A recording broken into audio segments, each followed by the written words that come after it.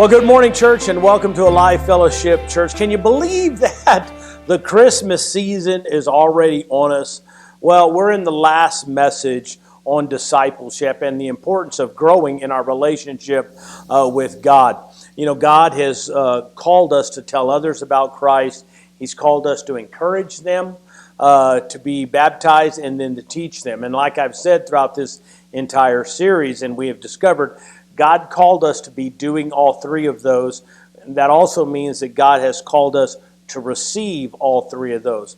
President Roosevelt said, "There has never yet been a man who led a life of ease whose name is worth remembering." Now, certainly when the Lord calls us to be disciples, He doesn't call us to just a life of ease. The word disciple means to be a follower, a learner. In the Greek, the word disciple is the word mathetheo. It means to become a student. And we have seen in Matthew 10 in this entire series, the heart of this passage is on discipleship, and it really is about self-denial, self-sacrificing, a commitment and dedication. And it also means, as we're going to study today, to be totally cross-bearing. You see, Christ is here telling His disciples what it means when Jesus is the Lord of your life. You see, many people claim to follow Jesus Christ, but in this passage, Jesus now gives proof of a real disciple. It is always God's desire to reveal the genuine from the fake, the right from the wrong, the truth from a lie. Now, why is that? Why is that God's desire? So you and I can see where we're missing the mark. And the reason for that is so that we don't become satisfied with our Christian life. A true disciple of Christ is never satisfied with his relationship to his Lord. A true disciple is saying, like the Apostle Paul said in Philippians chapter 3, verse 10, "I want to know Christ and experience the mighty power that raised Him from the dead." Now, what did Paul mean when he said, "I want to know Christ. I want to know Him and experience Him"? Paul had a standard. Paul had a standard of excellence that he was always striving for. You and I, we might struggle with this. Paul would have never said, it's good enough. Paul would have never said, if it's not broken, fix it. He would have, or don't fix it. He would have never said that. Why change when it works? Do more? Nah, I don't want to do more. Give more? Nah, I don't think so. Serve and love more? Nah, I don't think so. Let's just keep everything right where it is. That is not biblical thinking. We are to strive for excellence in all that we do. In the business world, we always try to do a better job. We push our kids to do a better job. But why is it when we come to church or our walks with God, it seems like we're okay with just being okay? Now somebody might say, well, Pastor Wendell, that's just your opinion. Well, I don't think so. Philippians chapter 1 speaks to that very point. In verse 9, it says this, "I pray that your love will overflow more and more," which means our love ought to be growing more and more. And then it goes on to say, "and that you will keep on growing in knowledge and in understanding. For I want you to understand what really matters so that you may live pure and blameless lives until the day of Christ's return." Never being satisfied with your spiritual relationship means that you must be willing to make changes where changes need to be made. It should be our prayer each and every day, "Lord, please change me. Lord, please grow me today in an area that I need to grow." Now, I do believe most people in life want change. I believe many people are not satisfied with their life and the direction maybe that some things are going. And this is what a relationship with Jesus Christ is all about. A person sees himself as God sees him, a sinner who is totally lost, headed to hell without any hope. And then he can see himself with a relationship with Christ and what Christ has done for him, that Christ came to die for him. And that when we receive Jesus Christ by faith, He will change our entire life. But this is only the beginning of the changes that take place in a child of God. Now, in the previous weeks, we have seen that a true disciple is one that is We don't have to fear the world, right? A true disciple is one that doesn't fear the world, acknowledges God, and then last week we talked about it's one that forsakes his family. Now, don't take that last one without listening to that message, because it's not talking about hating your family. It's talking about who is going to be number one in our lives. Doesn't mean you hate your family or you get rid of them.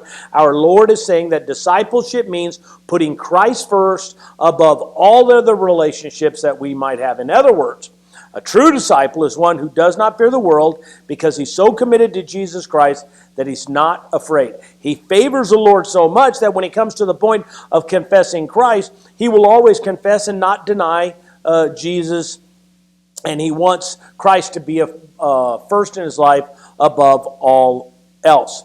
Unfortunately, too many people are content with being a spectator Christian who just kind of comes in, maybe they go to church, they do a few religious activities and just call it good. But we are called to sacrifice. Becoming a Christian isn't just attending church or filling out some card. Knowing God will be seen by a commitment that will not be utterly moved by any outside influence. Now, if you think the price of discipleship is high, you're right. If you think the price of being a disciple is very, very expensive, you're right. But it will take you going higher in your walk with God, and that is a mark of discipleship.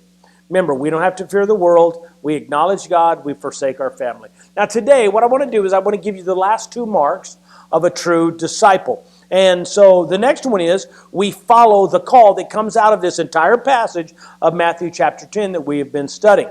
We will follow the call. Take a look at Matthew 10:38. If you refuse to take up your cross and follow me, you are not worthy of being mine. Now, when you read this verse, one thing becomes very, very clear, and that is being a disciple involves a great deal of saying no to ourselves, saying no to what we want, the desire that we have, and to the desires that we want to follow, not to the desires of God. It really does involve who do you love more, yourself or Christ.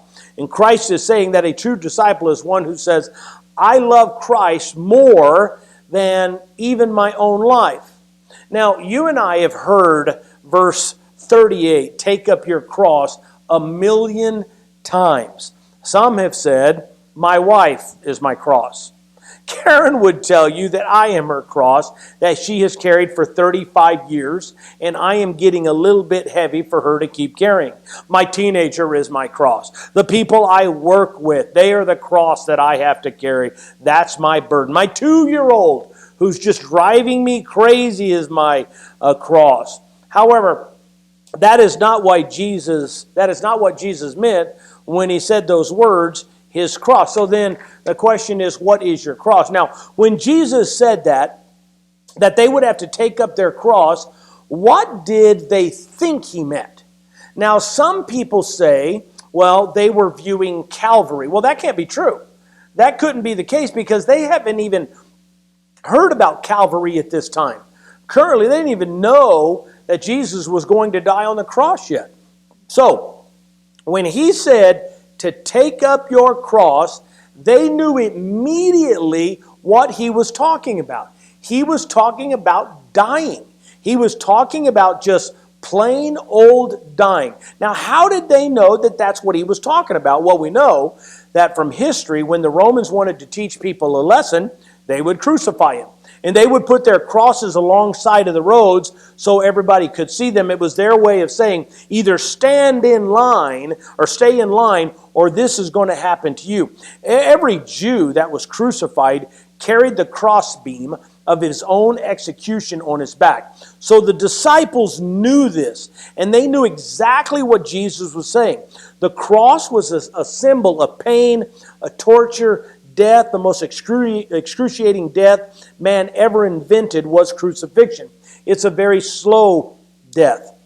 And the slumping of the body on the wounds created by the nails not only causes pain, but it eventually just suffocates the organs. So the disciples understood that to take up the cross To them, it means abandoning themselves to the lordship of Christ, even if it meant their lives. And this same truth is played out in the next verse. And so he continues to just reiterate it in Matthew 10:39. If you cling to your life, you will lose it. But if you give up your life for me, you will find it.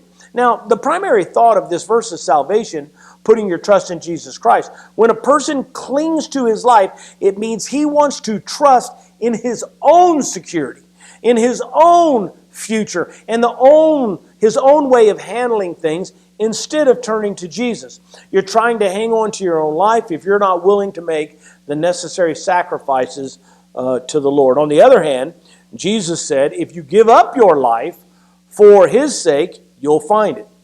Now, this doesn't mean that a person only gets saved and can only go to heaven by being a martyr. It just means that a genuine Christian is willing to give his life if necessary. The person who confesses Jesus Christ and dies for it is far better off than the person who escapes death by denying Christ and then spends eternity apart from Jesus. Now, when we talk about dying for Christ, in our minds, it just seems so distant because we know nothing about it. Most Christians need to know how to live for Christ, not die for him. So the application for a Christian in verse 38 and 39 is self-sacrifice for the cause of Christ. But those words are also foreign to many, many Christians. We honestly know very little about self-sacrificing. Now I want to challenge all of us today to die to ourselves in some area, in some way. It may be a little area, but I want you and I to be willing to die to those selfish desires and grow in our relationship with Christ. In Luke chapter 9, verse 23 and 24, it says this, and then he said to the crowd, if any of you wants to be my follower, you must give up your own life, take up your cross daily and follow me. If you try to hang on to your life, you will lose it, but if you give up your life for my sake, you will save it. Every one of us has some areas that we are selfish in that we need to give up to the Lord. I just want you to learn to die in those areas for the cause of Christ. I need to learn those things. You know, when you think about it, it's very little to ask when Jesus Christ gave up himself totally for us, that we might be saved and go to heaven. Romans 12:1 says it this way, and so, dear brothers and sisters, I plead with you to give your bodies to God because of all he has done for you. Let them be a living and holy sacrifice, the kind he will find acceptable. This is truly the way to worship him. So then, what does that look like? What does that look like? Men, for you, it's loving your wife as a weaker vessel.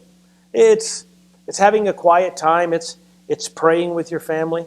And men, that list goes on and on and on and on. Are you willing, guys, to die to your pride enough to try? Ladies, for you, it's willing to be submissive to your husbands. Having a quiet time. It's praying with your family. And ladies, that list goes on and on and on. Are you willing to die to your pride enough to try?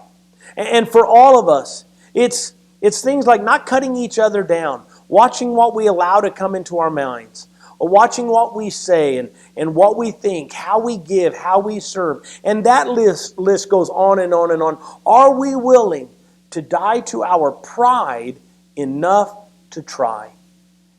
Being a true disciple means we have to die to self. And so the fourth mark of discipleship is one who follows the call. We don't have to fear the world. We acknowledge God. We forsake our family. We follow the call. And then the last mark of a disciple is we encourage others. A true disciple, as well as standing up for injustices and recognizing that there will be some friction between us and the world, not only will we recognize that that will happen, but we will also encourage other people. As Christians, many times we determine the destiny of those who we encounter. You see, when we share our story about what Christ has done in our lives, when we tell others about what Christ has done for us, they will either reject the message or they will receive it. And God has promised that not everyone is going to refuse the message. Some will believe it and their life will be forever ever changed. Now, God gives us an incredible promise to those who not only receive the message that we share, but also to one another as we help one another. Matthew 10:40. Anyone who receives you receives me, and anyone who receives me receives the Father who sent me. Now, the word receives in this verse gives us an incredible thought. When we go out representing Christ and giving out his message, the people who believe are also saying they are also saying by believing it that they also receive us. So they receive the message, but they're also receiving us. They have accepted us and our message. So the ones that receive us, the ones that receive the Lord, and the ones that put their trust in him also receive the one that sent him. Now, what does that mean? It means we become the agent which many people will receive God from. What this verse is teaching is that we are the agents. And this is a marvelous thought. On one hand, Christians, without a doubt, will create strife and division because we are living for God, not for the world. But on the other hand, we can create a beautiful reality that people want to be with God. We got both of those at our feet. And therefore, Proverbs 11:30 is so important. It says this: the seeds of good deeds become a tree of life. A wise person wins friends. Matthew 10:41. If you receive a prophet as one who speaks for God, you will be given the same reward as a prophet. And if you receive righteous people because of their righteousness, you will be given a reward like theirs. So when you and I go out representing God by our life, by our speaking, by the way we live, the things we say, those who receive you will receive the reward that you receive. Now, Pastor Wendell, what exactly does that mean? It means that when someone receives the person who presents Christ, he will share in that person's reward. I mean, it's an awesome thought. If the Lord gives me a reward for proclaiming him to you, he'll give you the same reward for receiving what I said. When we proclaim Christ, some will say, no, get away from me. But others will receive a blessing by receiving the message. So we become an instrument by which other people are blessed. And the question is simple. Do you want to be a blessing? Do I want to be a blessing to the rest of the world? And if that is true, then we confess Christ before men, we stand up without hesitation, and we proclaim Christ. And Matthew 10:42 kind of closes this area. It says, and if you give even a cup of cold water to one of the least of my followers, you will surely be rewarded. When we think of prophets and righteous people, most people probably think of like somebody who is much higher class, they're way up the ladder. But the Lord in verse 32 kind of gives us a different thought. When he uses the phrase, the least of my followers, and some translations will say little ones, he means young disciples or babies in Christ in the sense that they are just starting out in their walks with God. And by the way, that is exactly what the 12 were at this stage. At this point in their lives with Jesus, they were unproven. So Jesus told them, go out preaching in his name, and everyone who received them or even gave them a cup of cold water would receive a reward for it. This teaches us a very important principle, that whatever we do to help others and to work in the ministry of God will be rewarded. Whether you work in the kids, the sound ministry, security area, parking lot, cafe, whatever it might be, this is a cry to get involved. And there's another principle, and that is this one, that taking care of people is something that God truly loves. I think as a church, we ought to always be careful to do the very best we can to treat people who come to our church as they are special, they are loved, they are cared for, and they are very important to us. Being a disciple of Jesus Christ is fantastic. It's hard, but it's fantastic. Christians become the source for being different in the world, and it might cause some pain, yes, but we are also the source of blessings. So you and I, who are disciples of Christ, are the issues in the world. We are the ones who can really draw the line. And I pray that we would be willing to follow the Lord no matter what. and to be a disciple. And because we are following the Lord, some will feel challenged to change, and it might be hard, and others will be blessed. I want to close with this story. In his Legend of the Eagles, George Despartis says that the most heroic piece of self-sacrifice known to history occurred in the building of a bridge. In the depth of winter, the French army, pressed on all sides by the Cossacks, had to cross a river. The enemy had destroyed all the bridges, and Napoleon was almost at his wit's end. Suddenly came the order that a bridge of some sort must be thrown across the river, and the men nearest the water were the first to carry out this impossible task. Several were swept away by the furious tide. Others, after a few minutes, began to just sink because it was cold and they were exhausted. But more kept coming and coming and coming, and the work proceeded as fast as possible. At last, the bridge was completed, and the army reached the opposite bank in safety. Then followed the most dramatic scene, and one of the most touching recorded in the annals of history. When the men who had finished building the bridge were called to leave the water, no one moved. They were clinging to pillars. They stood silent and motionless. They were frozen to death. You see, in a real sense, God may call you or me to give up our lives to build a bridge for someone to cross into the presence of God. If you're a disciple, then you will be willing. If you're a disciple, I pray that God will challenge us to grow deeper with Him. The cross-bearing should be giving, loving, serving, some act of self-sacrifice. Now, when I started this series, it was because we were starting something new in January for you to grow, and it's called the Path Class. Now, the Path Class will be starting in January. You can find information online where during our 10:30 hour, there will be people going through the Path Class, which is growing them in some basic things of the Bible, teaching them what we believe, what we do. And it's a beautiful time of getting together in all of our small groups, and everything will flow out of that. I hope you'll check that out. We look forward to seeing you very, very soon. And God bless you all. And we'll see you next week as we start a 2-week series on, during Christmas, how do I push a pause button before I pop a cork? I hope that you will join us for that. God bless you all, and have a great week.